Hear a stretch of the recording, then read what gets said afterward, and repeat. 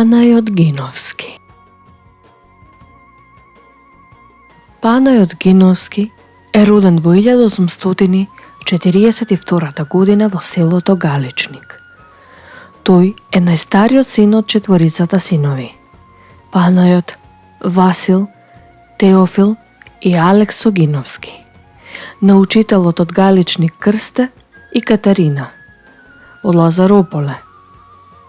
Со основно образование се стекнал кај татко му Крсте, кој бил долгогодишен учител по селата Мијачки и во градовите Дебар и Тетово, како и во манастирот Свети Јован Бигорски. На 14 годишна возраст Панајот започнал да го учи зоографскиот занает кај прочуениот галички зоограф Ѓурчин Фрчковски. Во текот на 3 години тој го совладал зоографскиот занет со кој се занимавале толку луѓе од неговиот крај, што некои од нив се истакнале како врвни уметници. Потоа заминал на печалба во Бугарија. Како зоограф, Панајот Гиновски некое време работел во местото Карлово, каде го повредил глуждот на ногата. И покрај сите напори на лекарите да му ја излекуваат ногата, раната цели 3 години не зараснувала. Поради повредата, Панајот бил принуден да се врати во својот роден крај. Повраќањето во Галичник. Раната тешко зараснувала, така што Панајот останал 17 години прикован во постела. Неспособен за физичка работа, тој за тоа време се занимавал со препишување книги, запишување народни умотворби, обичаи, изработка на речник и слично. Панајот ги опишал народните обичаи во Галичник и околината на Дебар. Потоа, заедно со татко му, дале еден убав препис на Ерменија и составил еден вечен календар. Со време, раната на ногата оздравела, но тој останал сакат и можел да се движи со помош на патерица. Од времето додека семејството Гиновски живеело во родниот крај, Панајот, покрај со собирање народни умотворби, бележењето народни обичаи и слична работа, извесно време бил и учител помошник на својот татко Крсте. Во 1881 година Панајот Гиновски со семејството се преселува од родниот крај во Врање, кое во меѓувреме било ослободено од турците и станало граничен град на Србија кон Турција. Една од причините за преселбата во Врање биле браќата кои немирни по дух во Караница убиле некој арнаутин. А втората причина е економскиот карактер поради кој мијаците уделе на печалба. Во новоослободените краеви на Србија биле потребни разновидни работници и учители, какви што биле татко му Крсте, но и Панајот и неговите браќа Васил, Теофил и Алексо. Така, по ослободувањето од турците, во Врање се нашла цела мала колонија македонски печалбари и политички емигранти од Македонија. Семејството Гиновски брзо се прилагодува и станува почитувано во Врање. Нивниот дом бил секогаш отворен за македонските емигранти кои биле спремни со оружје да се борат за слобода на Македонија. Иако има 40 години, Панајот, очекувајќи дека наскоро земјата ќе биде слободна, приватно се готвел да ја заврши нижата гимназија во Врање, подготвувајќи се за учител во Галичник. Во меѓувреме, заедно со татко му Крсте, учителствувале во Бојановац, се до 1885 година, кога школата била затворена. Меѓутоа, желбата на Панајот да се врати во родното место како учител не се остварува, бидејќи на 45 години умира од сипаници.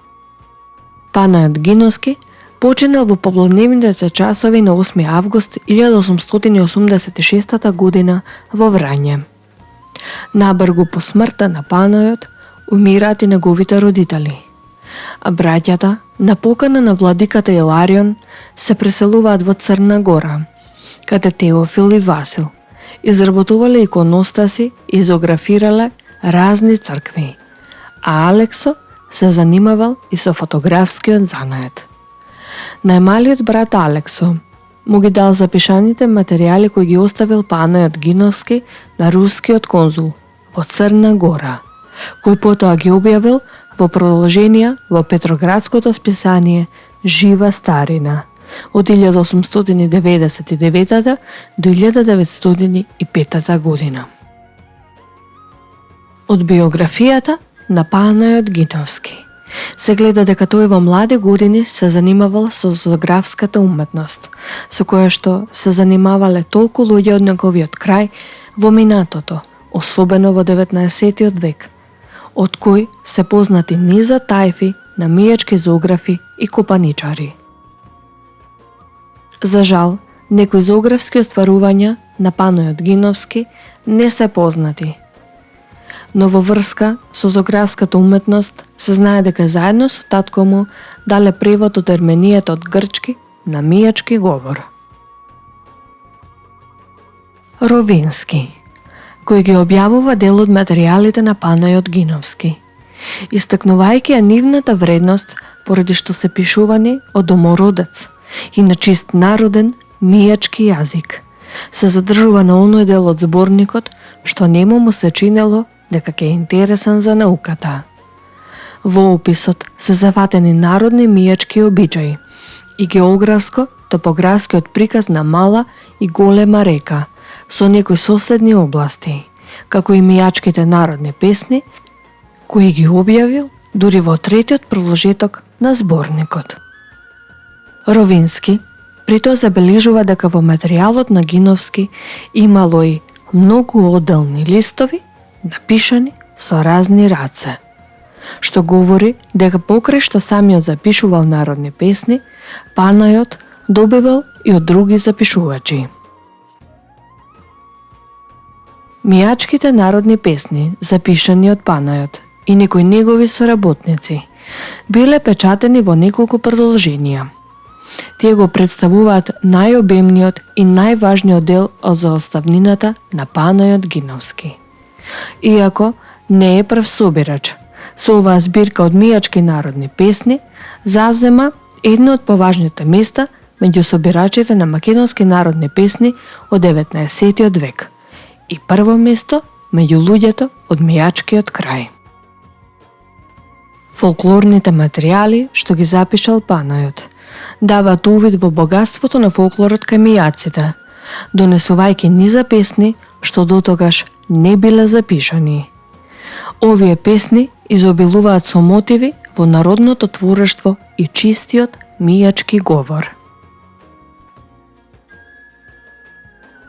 Панајот во текот на својот живот се зафатил со собирање на речнички материјал со намера да состави речник на мијачкиот дијалект и да ја запознае јавноста со автентичниот речник на мијачкиот дијалект. Својот говор Панајот го нарекол мијачки јозик, со кој зборуват и турци и рисјани во мала река. Така покрај својот зборник, Панајот имал и свој речник. Овој речник подоцна бил откриен кај внук на Панајот Гиновски во Подгорица.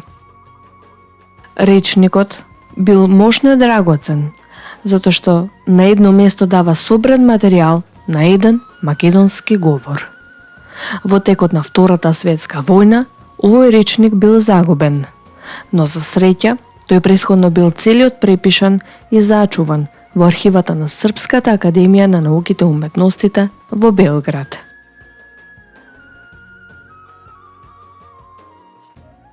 Панајот Гиновски постојано се занимавал и осовршувал еден календар, чии фотокопии се чуваат во Државниот архив на Македонија. Календарот е ракописен со димензии 10,5 на 8 см, подврзан во кожа и има 100 страници. Во него Панајот Гиновски на народен говор дава и примери како се изнаоѓа сонцето, односно месецот за било која година што го интересира читателот на календарот.